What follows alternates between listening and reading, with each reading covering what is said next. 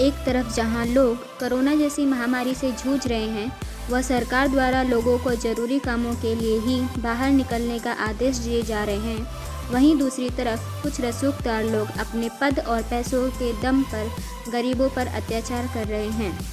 एक ऐसा ही मामला दहिसर पूर्व संजीवनी रेसिडेंसी अपार्टमेंट में देखने को मिला। यहाँ रह रहे ऋषिराज शर्मा को जमीन मालिक दुर्गा शुक्ल व नगर सेवक जगदीश ओझा द्वारा अपने पद और पैसों का गलत इस्तेमाल करके ऋषिराज शर्मा व उनके परिवार को जबरन घर से बेघर करने की कोशिश किया जा रहा है। ऋषिराज का कहना है कि मुझे घर के बदले घर चाहिए, या तो मुझे लिखित में पत्र मिले कि भविष्य में मुझे घर जरूर मिलेगा। जब तक मुझे इस तरह का आश्वासन नहीं मिलेगा तब तक मैं घर खाली नहीं करूँगा। आइए आपको मजबूर ऋषिराज शर्मा से मिलाते हैं और जानने की कोशिश करते हैं क्या है पूरा मामला।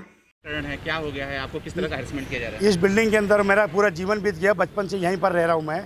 लैंडलॉर्ड प्रॉपर्टी है, संजय शुक्ला इसके जो ओनर है हसमुख बेन शुक्ला, उसको हम लोग भाड़ा लीगली दे रहे हैं, सब कुछ दे रहे हैं, सब हमारे पास लीगल, लाइट का बिल सब क्लियर है। अचानक से एक स्लैब ऊपर का तीसरे माले का गिर गया। बीएमसी पुलिस है, सब कुछ हुआ। हमको सबको आश्वासन दिया गया कि आप लोग यहाँ से नगर सेवक जगदीश ओझा जो बीजेपी के जो नगर सेवक है यहाँ के, उन्होंने आश्वासन दिया कि आप लोग सब बाहर निकल जाइए, मैं बैठा हूँ, सब काम होगा। संजय शुक्ला उनके पास में आया, हमको सब सोसाइटी बनाने का सब आश्वासन दिया गया।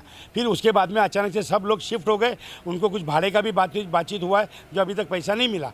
मेरे पास कोई पेपर नहीं आया, कुछ नहीं आया, इसलिए मैं बाहर नहीं निकला। अचानक से एक दिन रात को 1 महीने पहले जब हमारे लाइट पानी सब काट दिया तो भी हम नहीं निकले।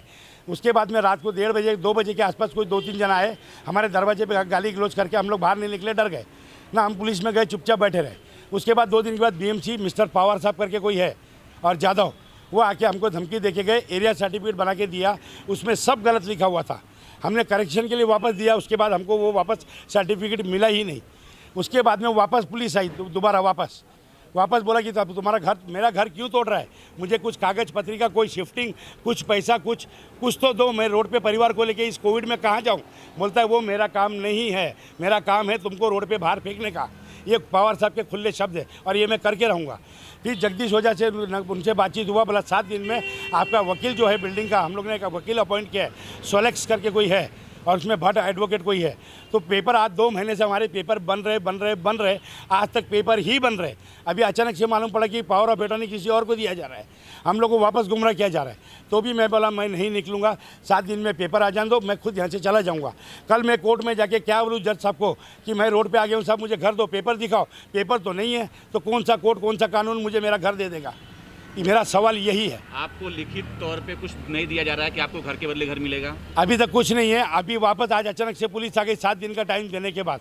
तो दहिसर पुलिस स्टेशन के इंचार्ज जो मुजफ्फर ऐसे कुछ नाम है उनका, उन्होंने आके मुझे आश्वासन दिया कि नांदेकर मैडम जो है बीएमसी के अंदर, उनसे मैं आपको पूरा सर्टिफाई करवा के, लिखवा के, पूरा वर्ड टू वर्ड आपके नाम का सब करवा के दहिसर पुलिस स्टेशन का साइन सिक्का थप्पा मार के आपको मैं दे रहा हूँ।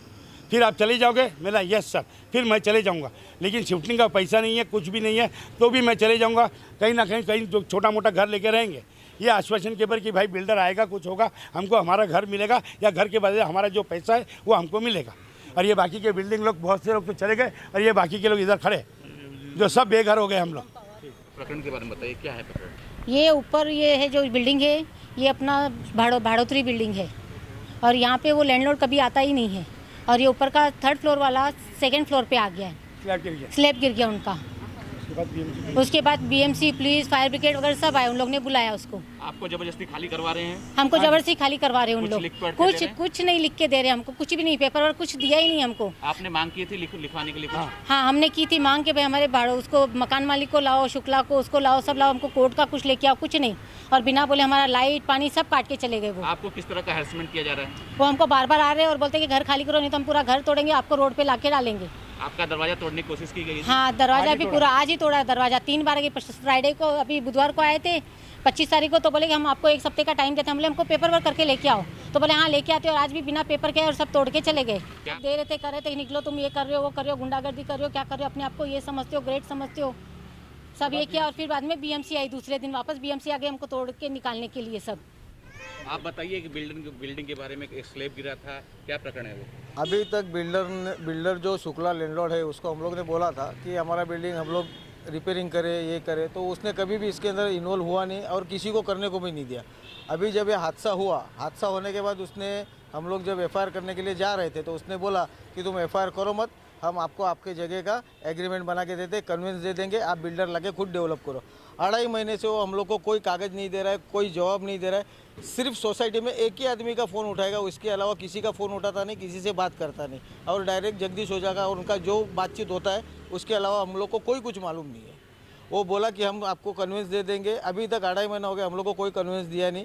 हम लोग बिल्डिंग गिरने के वजह से हम लोग को बिल्डिंग गिरने के वजह से जो तकलीफ हुई वो सिर्फ हम जानते हैं, और बाकी के जो रहने वाले थे वो जो निकल गए, क्यों? कल उठ के उनके घर में कोई हादसा होगा और उनके बच्चों को कुछ होएगा तो कुछ तकलीफ ना हो, इसके लिए उन्होंने ये बिल्डिंग खाली की।